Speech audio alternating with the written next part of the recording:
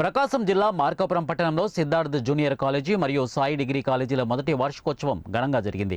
దీనికి ముఖ్య అతిథులుగా మార్కాపురం మాజీ శాసనసభ్యులు కందుల నారాయణ రెడ్డి, మార్కాపురం నియోజకవర్గ పోల్ మేనేజ్మెంట్ కస్టర్డ్ ఇన్ఛార్జ్ కందుల రామిరెడ్డి ముఖ్య అతిథులుగా విచ్చేశారు.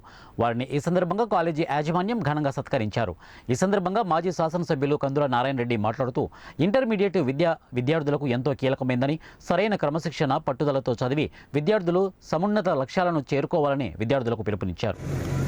ఇప్పుడు మీరు తీసుకునేటువంటి నిర్ణయం మీ భవిష్యత్తుని బంగారు బాటకు తీసుకుపోయేటువంటి పరిస్థితి ఉంది.